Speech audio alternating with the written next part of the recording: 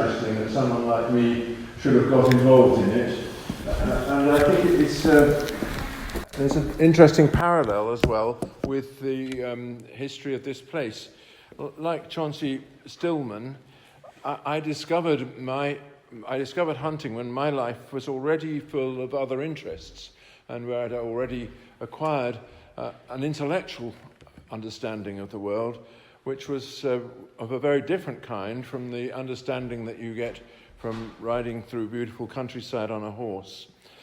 So my life was already full of other interests, but it came as a surprise that this addition, this new interest of fox hunting, was not an arbitrary hobby, but a kind of fulfillment.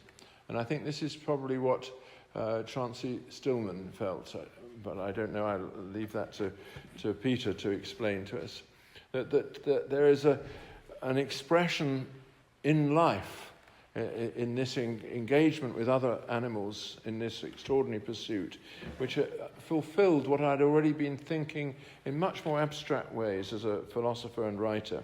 It was a kind of completion of the very incomplete existence that I already had at my desk in my little apartment in London.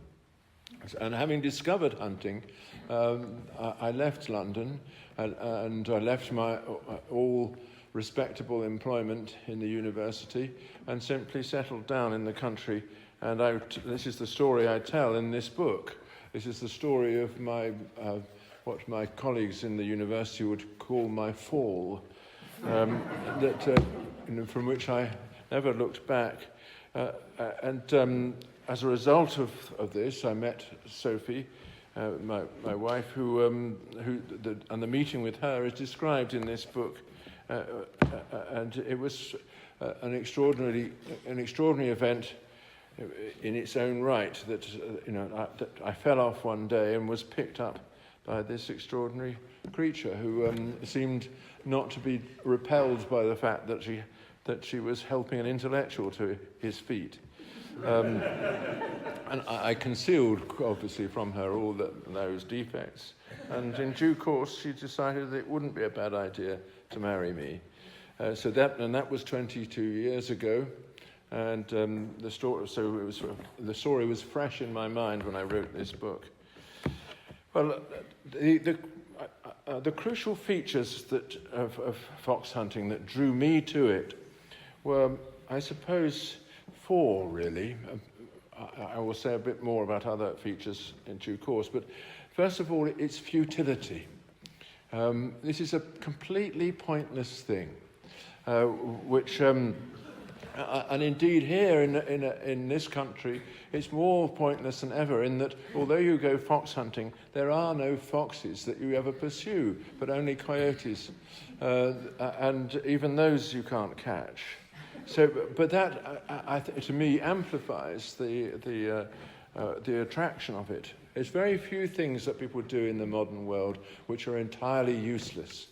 And we spend our time engaged in doing things which have a purpose, and we never actually get to fulfill that purpose, and we're all frustrated, always frustrated when we get there. But the purely futile thing is never frustrating. It fulfills itself.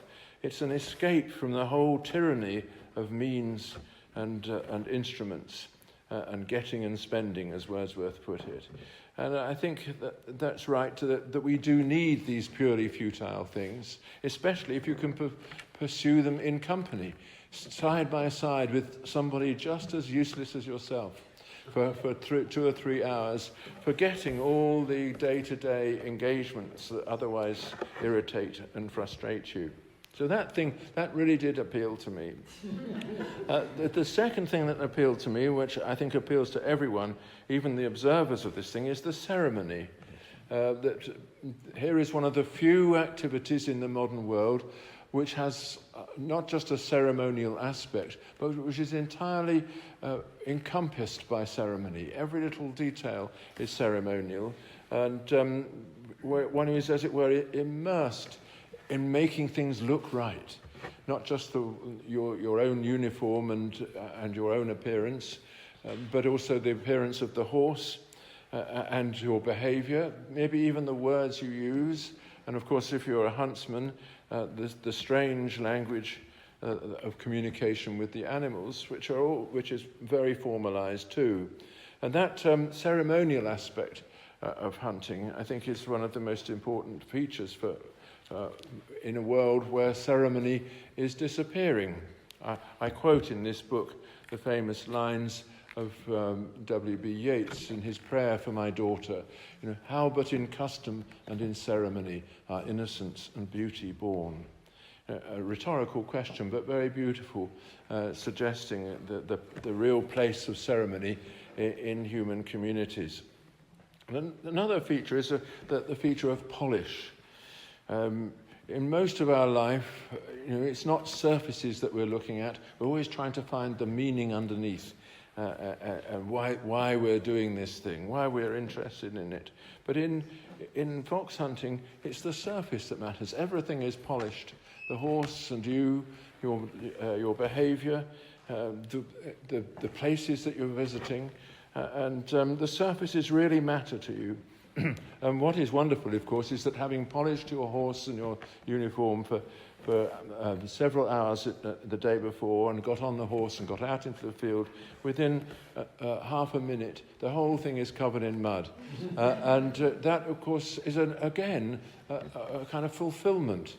It shows the complete futility of all that polishing. So that too was something which is entirely useless, and for that reason appreciated. The fourth thing that attracted me to hunting was the fact that while hunting, partly because of your position on a horse and the activity you're engaged in, all distinctions and hierarchies between people are abolished, except for those which belong to the hunt itself. The master of foxhounds, the master of the field, for instance, has that hierarchical position. Indeed, if that master happens to be your wife, this is a terrifying moment when you actually have to concede defeat in everything.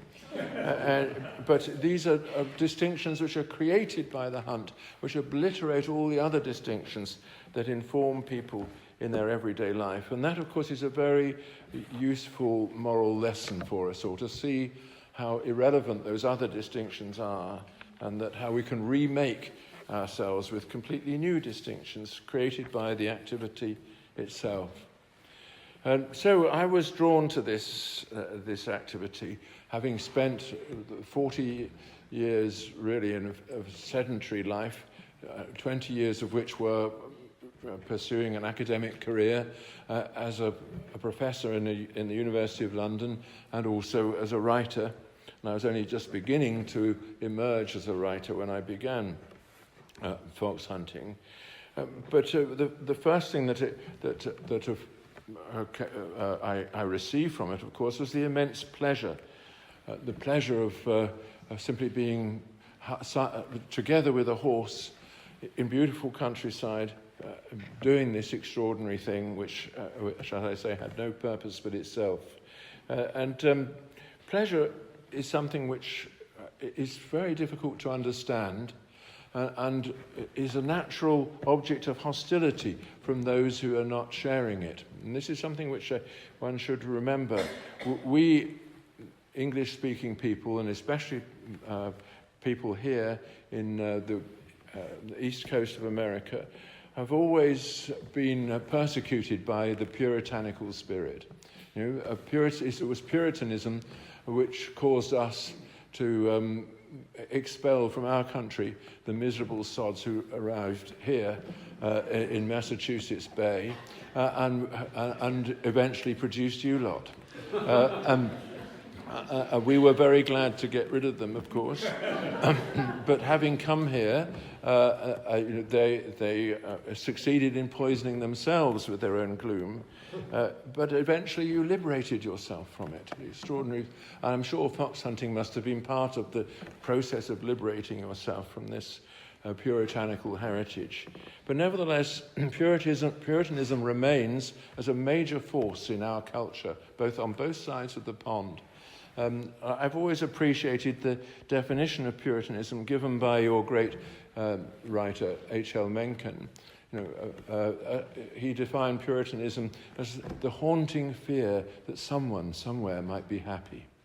And this I think you feel very strongly in the writings of people opposed to hunting, and of course those opposed to drinking as well, which is another aspect of the same phenomenon.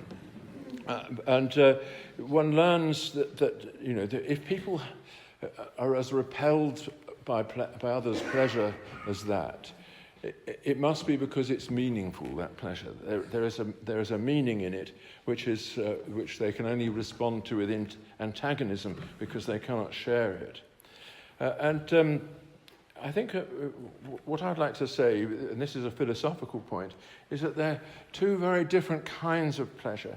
There's formless pleasure which has no shape to it, which like the pleasure of mere play of the children. Nothing wrong with it, but it doesn't have a shape to it. It's a sheer letting go of the organism, so that it relaxes into whatever form it can take.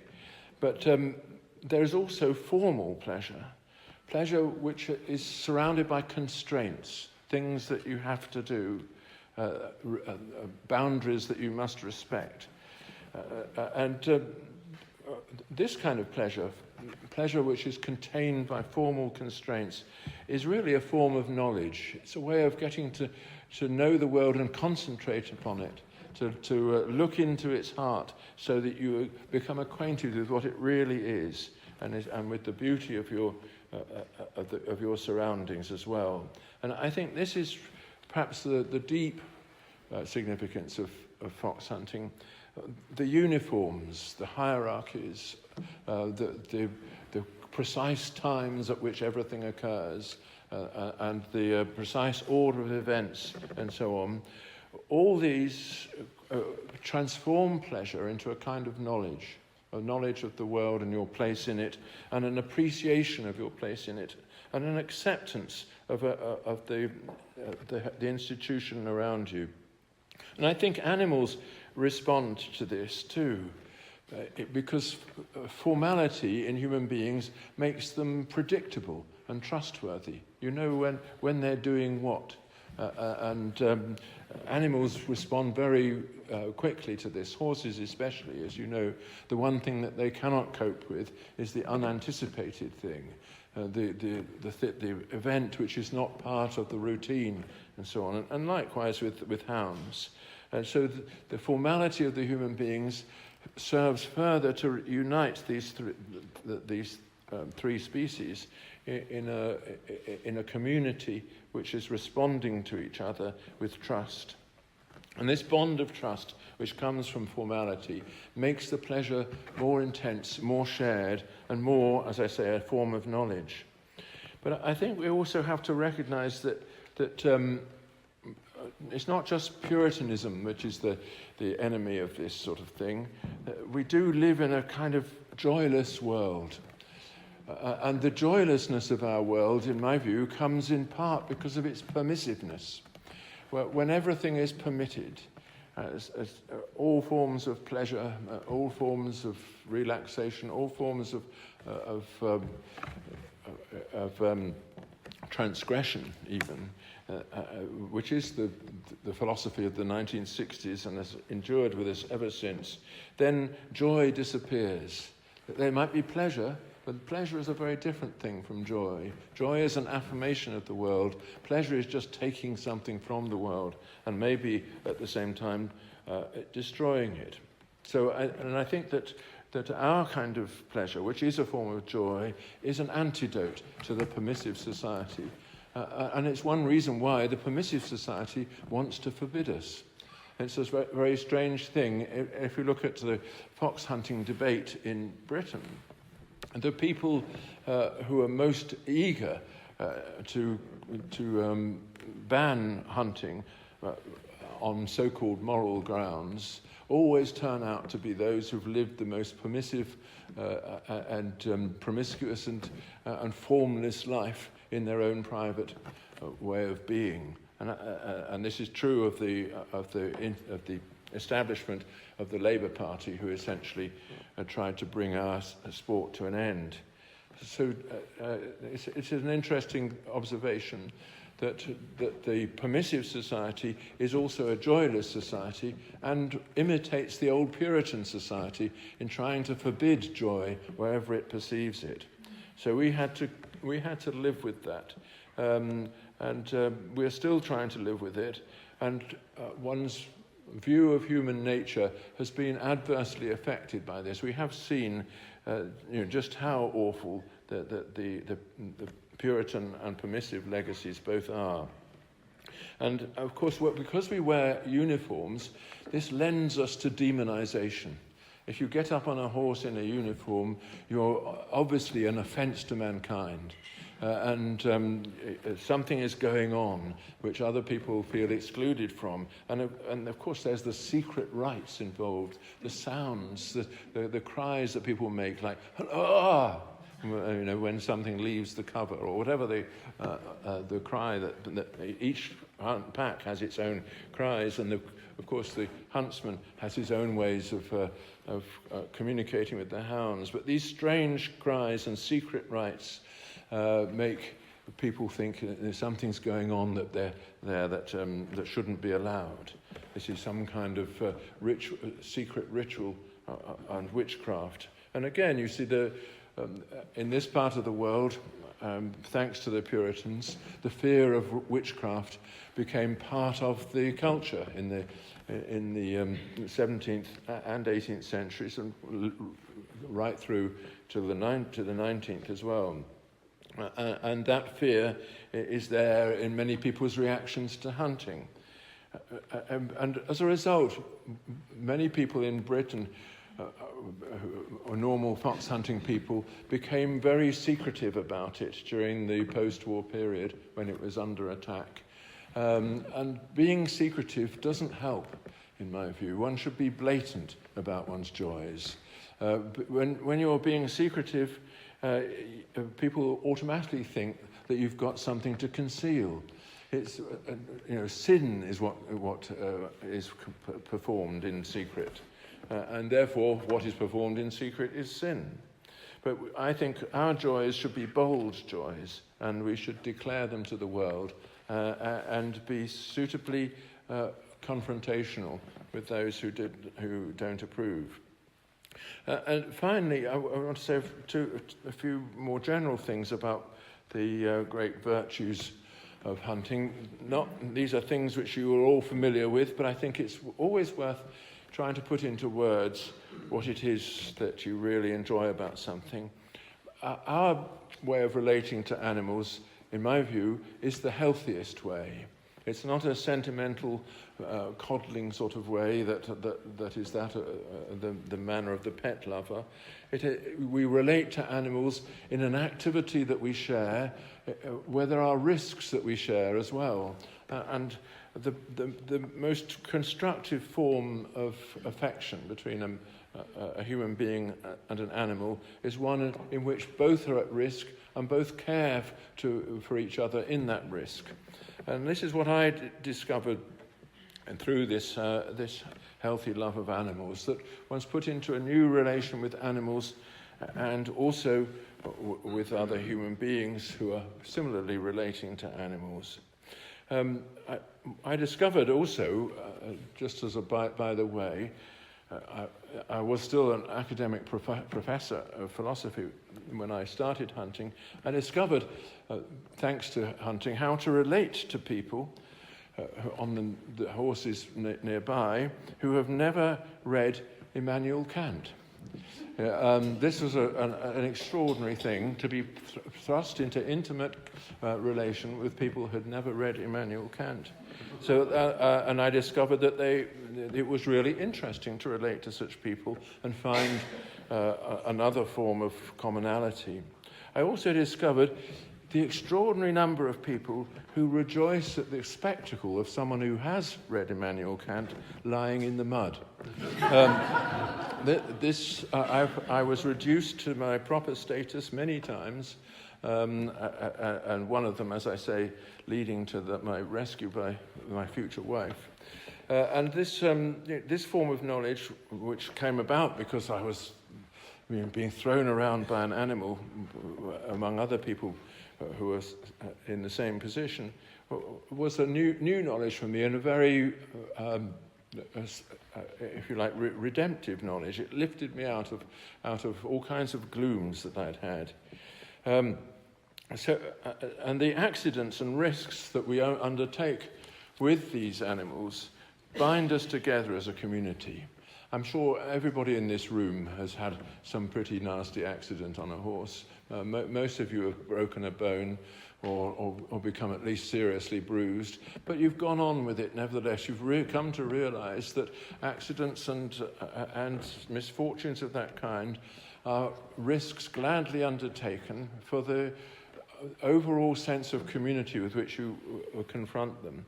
And those broken bones serve to seal the bond of affection between the people who expose themselves to them. So there's a kind of triumph of the community over the individual in this, and part of that community is the animals who are also involved in it. And finally, a few remarks about the poetry of hunting. Hunting is a rite without an explanation. It has no real explanation. You can try and say, well, it's there as a form of pest control, but you know it's not. There is no explanation of it except the fact that it is, and it is the thing that it is, and that's that's what brings you the joy. And things that have no explanation can be repeated forever. That's one of the great joys of them. There's no explanation of Beethoven's late quartets, but they can be repeated forever for that very reason. There was nothing that you were intending to get from them except themselves. And that's true of hunting. And this bond with the animal that we are all so familiar with is something which is unique, I think. We are actually experiencing the countryside in conjunction with the horse on which we ride, and it's as though we feel the ground through the hoof of the horse. And that's something. Sometimes, if you suppose you dropped a precious object into a bucket of water, and it's much too deep for you to reach it with your hand, you might put a stick in and feel around in the bottom of the jar, whatever it is, to see if you can feel where it is. And you feel the presence of that thing, perhaps the golden ring that you dropped into it, in the end of the stick. You know that experience? It's a weird experience, because actually, how can you feel something in the end of that stick? But you do, and that's how we discover things in the bottom of rivers and so on. Likewise, we feel the ground in the end of the horse's leg, in the hoof as we go along, even though that hoof is not connected to our own nervous system. Once you have this pointed out to you, you realize that you have been responding all along in something like that way. You are in the countryside as a centaur, a combination of man and horse, and his relation to the ground is your relation too. So there's a completely new way of understanding what the ground is. And you become familiar with the ground in that way. You feel it in that way. And you come also to know the land around you, not just as a piece of landscape, but as our country. We're going through our country, and there's a kind of assertion of ownership in this. And you become familiar with it in a new way. You know the boundaries, the crops, the passages through, where the jumps are, where the gates are, and all of this is a kind of blessing. It's as though the countryside had been blessed by this activity. And of course, it's not quite the same in England as it is in America.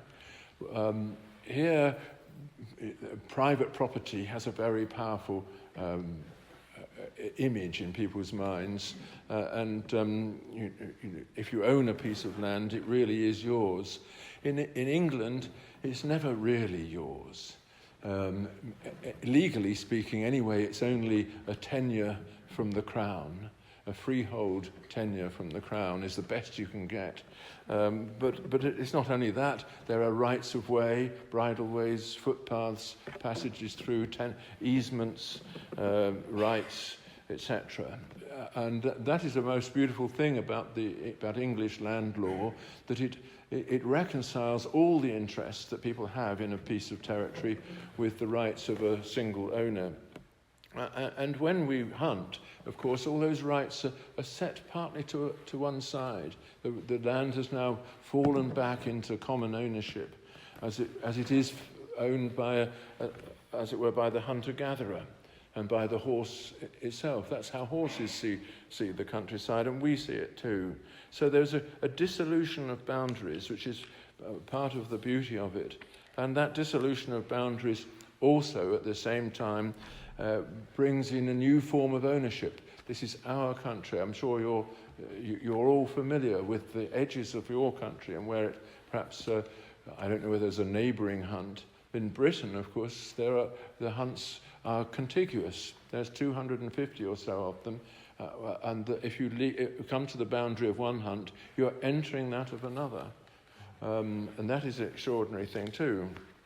So, in conclusion, I think that this kind of activity involves a unique relation to the landscape, which has a lot to do with our sense of the sacredness of the natural world, that we're in it as stewards and collective owners of something which depends upon us for its maintenance, and which shines back on us a kind of blessing and a joy. And that joy is, as I say, something which comes from understanding our activity as completely useless in one sense, but also an end in itself. It's a kind of superfluity of life which comes when we cease to think about utility and simply enjoy something for its own sake. As such, it's a model of what a community should be and of how we should relate to the earth. There, thank you. We have time for some questions, and I'm going to exercise the privilege of being the guy in the front to ask the first question. And because it might take the longest for Sir Roger to forgive me for it, because I'm going to put you on the spot. Mm-hmm. I was speaking with one of the readers of your fine book on hunting, and he told me that it was the best defense. He said, sooner or later, everyone who hunts is going to be confronted with somebody in some party or in some situation, and they have to come up with a defense, and with some concision, right on the spot, and say why the hunt is acceptable. And what, if you have something in mind as a kind of elevator speech to give as a riposte, and so that people can all be fortified with this, what would you say is the headline defense? Not that it needs it, but in the world it feels that way.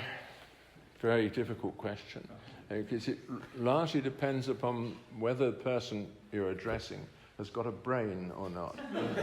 And in elevators, very few people have. So, but on the other hand, I think you could. Well, the first thing I would say is that of course you can criticize hunting because it puts animals at risk.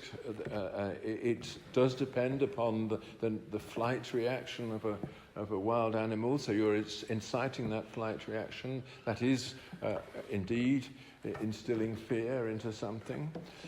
And in that way, hunting is just as bad as keeping a domestic cat. Right. Do you keep cats? And if the answer is yes, then you would say, well, you must have had the same problem with people disapproving of what you do, but I'm okay, you're okay with me, I forgive you. That's very good. Thank you. I have a comment. We went as a guest to a hunt several times, and they had an award for people who fell off. And it was called Void, the Venerable Order of Involuntary Dismounts. Great. Well, actually, in our hunt, we do have, it's a penalty that we join what's it called, a club? The Tumblers Club, yes. But we have to pay a £10 membership fee. Early in the book, you introduce us to a horse you owned who has just stayed with me, and the horse's name was Dumbo. And I wonder if you could share some lessons maybe Dumbo taught you in the years that you rode Dumbo. Well, it was not. I never named him. He was a friend's horse, and he was a 13-hand pony of an obstinate disposition, who'd never been intended as a hunter. It's just that he introduced me to hunting because I was hacking down a country road when the hunt went past, and I've lost control of him. He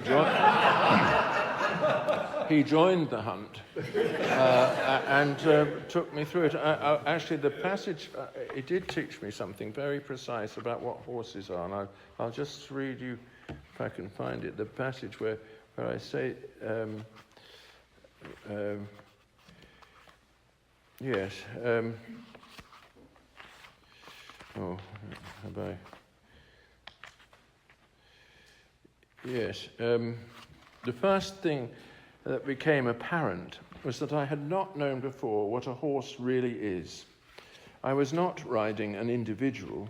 I was borne up with my fellows on the waves of the herd. Dumbo was one cell in the organism which contained and swamped him. The few equestrian skills that I had mastered were of no effect in guiding or controlling this creature, who had ceased to be a quiet station where nothing changed and become a busy junction through which express trains of horsey passion rushed from every point, thundering onwards to destinations far beyond the perimeter of Dumbo. And I think you've all had that experience, haven't you, that a horse is incomplete until in the herd. And all horse riders who are brought up simply to relate to one horse at a time are not competent to go hunting just for that reason. Question next. Yeah, oftentimes when hunting, I feel terror. And I'm wondering, is that separate, or does it increase the pleasure or decrease it? The increase of... yes.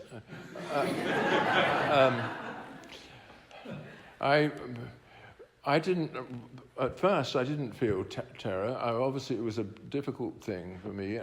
As I say in this book, the most terrifying thing about hunting is the women. A particular kind of woman. I mean, I call her the hunting harpy, who refuses to accept that men and women can be on equal terms in the presence of a horse, because it's so obvious that horses prefer women to men and are going to be used to exercise the rightful authority of the woman for the first time over the nearest man.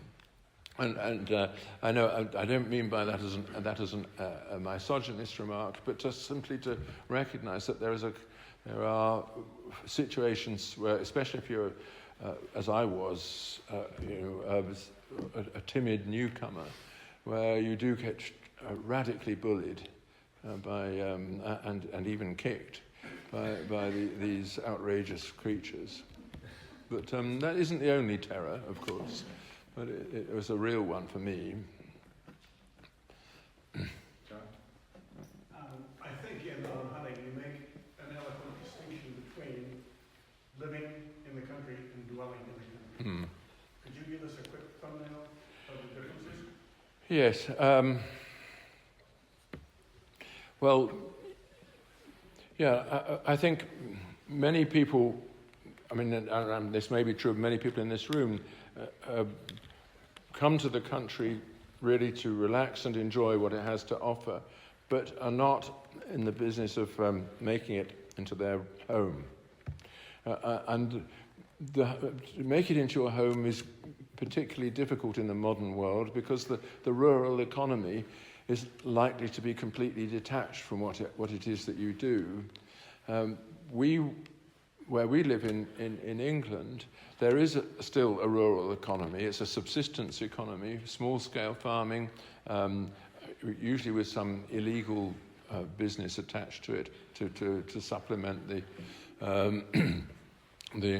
very poor level of income that our farmers enjoy. And dwelling for them is really being part of that rural economy, where a field isn't just a field of grass. It is also potentially the hay field. It has a use and has a carefully sketched out future for the rest of the year and so on. That way of being in the country, where you are simply one part of the turnover of nature from season to season, that is something which most people who come to the country at weekends don't participate in it. So I would say that dwelling there is one part of being fully engaged in the economic life of the countryside. That's not all there is to it, but it is a major theme in modern life that we are all so mobile that we don't actually dwell that much. Where even when we're stopped for a while in a place, we don't actually dwell there because we don't mingle our identity and our fortune with the identity and the fortunes of people around. We can get up and move on if things go wrong, or if a more attractive prospect shows itself somewhere else, maybe at the other side of the globe. But our neighbours, they can't move on. Everything they are is locked into this little small-scale piece of natural order, and I think that's probably the natural condition of human beings, and they are therefore totally dependent on each other. If one of them dies, everybody attends the funeral, and there's a hole in the community until it's filled up with some new social structure.